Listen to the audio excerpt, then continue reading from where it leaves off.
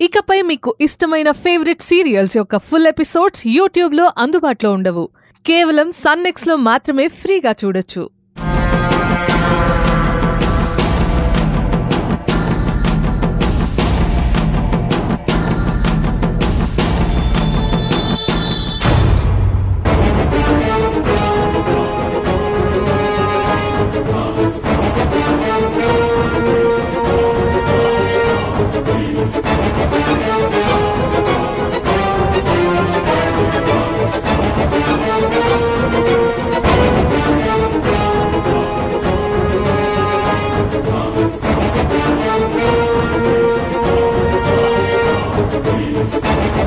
ఇతనెవరు? రిషికేమవుతాడు? రిషి తనకెవరూ లేరని చెప్పాడు కదా, మరి తన గురించి నాకెందుకు చెప్పలేదు?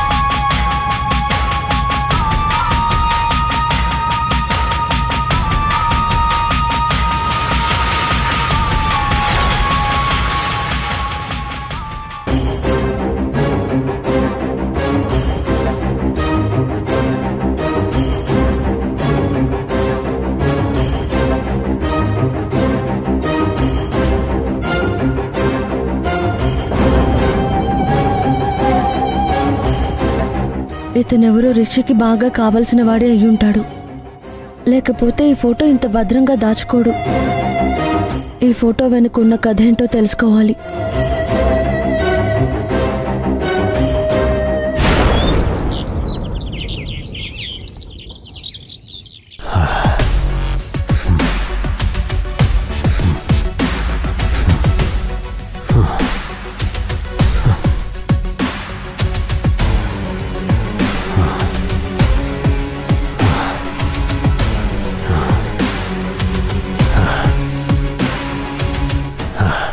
Rishi, coffee. Good morning Sravanthi. Good morning.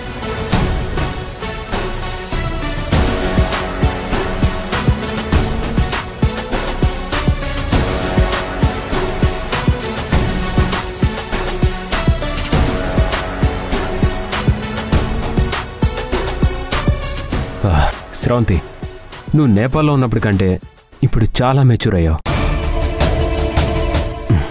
అన్ని పనులు నేర్చుకున్నావు. I like you.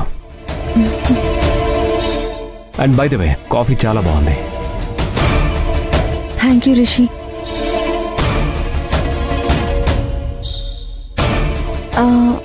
రిషి, మన మధ్య ఎలాంటి సీక్రెట్స్ ఉండకూడదన్నావు కదా? అవును శ్రావంతి, భార్యాభర్తల మధ్య ఎలాంటి సీక్రెట్స్ ఉండకూడదు. అలా ఉంటే వాళ్ళ బంధం కరెక్ట్గా లేదని అర్థం. నీకు ఎవరూ లేరన్నావు కదా, మరి ఇతనెవరు?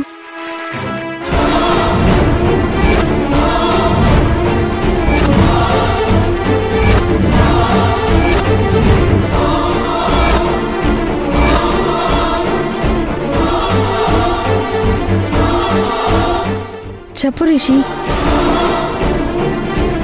ఈ ఫోటోని ఎందుకంత జాగ్రత్తగా దాచుకున్నావు? చెప్పు.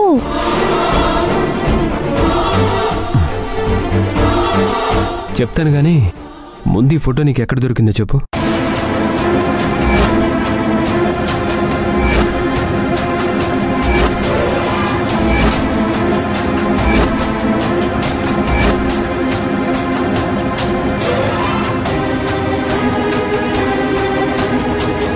దీన్ని నా రూమ్లో చాలా జాగ్రత్తగా దాచాను. ఇది నీకు దొరికిందంటే నువ్వు నా రూమ్ని సర్చ్ చేసావా? ఆహా లేదు రిషి, నీ రూమ్ డర్టీగా ఉంటే సర్దుదామని వెళ్ళాను.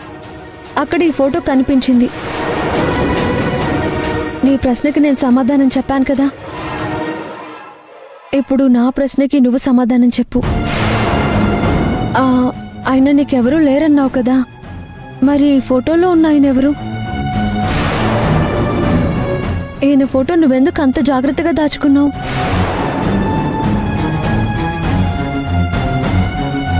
చెప్పు రిషి. ఈయన మా మావయ్య.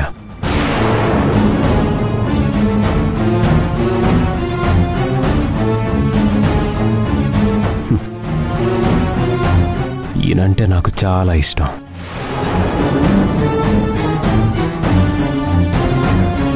చాలా సంవత్సరాల క్రితమే చనిపోయారు. మా మావయ్య జ్ఞాపకంగా నాకు మిగిలింది ఈ ఫోటో మాత్రమే. అందుకే దీన్ని చాలా జాగ్రత్తగా దాచాను. మరి ఈ విషయం నాకెందుకు చెప్పలేదు? స్రవంతి, ఈయన ఒక జ్ఞాపకం. ఇక ఈయన గురించి నీకేం చెప్పను. స్రవంతి, నిన్నొక విషయం అడగనా? అడుగు. స్రవంతి, నువ్వు నన్ను ప్రేమిస్తున్నావా? చాలా ప్రేమిస్తున్నాను రిషి. మరి నేను నిన్ను ప్రేమిస్తున్నానా? అదేం ప్రశ్న రిషి, నాకంటే ఎక్కువగా నన్ను నువ్వు ప్రేమిస్తున్నావు. నువ్వెంత గొప్ప ప్రేమికుడివో ఆ రోజు ప్రాణాలకు లెక్క చేయకుండా నా కోసం ఫ్లవర్స్ తీసుకురావడానికి వెళ్ళినప్పుడే నువ్వు నాకు అర్థమయ్యావు. మరి ఎందుకు నా మీద నమ్మకం లేదు? చెప్పు స్రవంతి, ప్రతి చిన్న విషయంలో ఎందుకు నన్ను ఇలా అనుమానిస్తున్నావు? చెప్పు. ఏం చేయండి రిషి, జరుగుతున్నవన్నీ చూస్తుంటే నాకు చాలా భయంగా ఉంది. అసలేది నమ్మాలో నమ్మకూడదో తెలియట్లేదు. నేను చెప్తుంటే నువ్వంతా భ్రమ అని దాన్ని కొట్టి పారేస్తావు,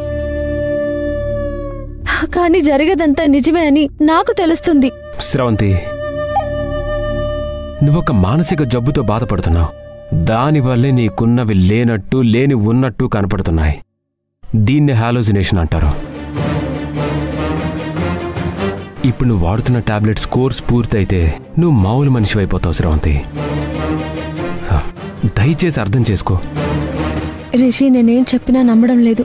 జరిగిన ప్రతి విషయాన్ని డైరీలో రాసుకున్నా. ఆ డైరీ రిషికి చూపిస్తా.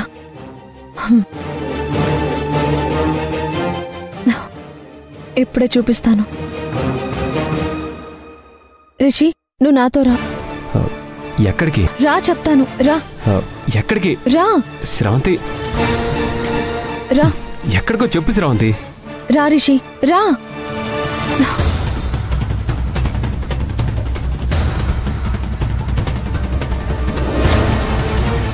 రిషి, జరిగినవన్నీ నేను ఈ డైరీలో రాసుకున్నాను. కానీ అవి భ్రమలు కాదు, అన్నీ నిజమే. కావాలంటే నువ్వే చూడు. చూడు.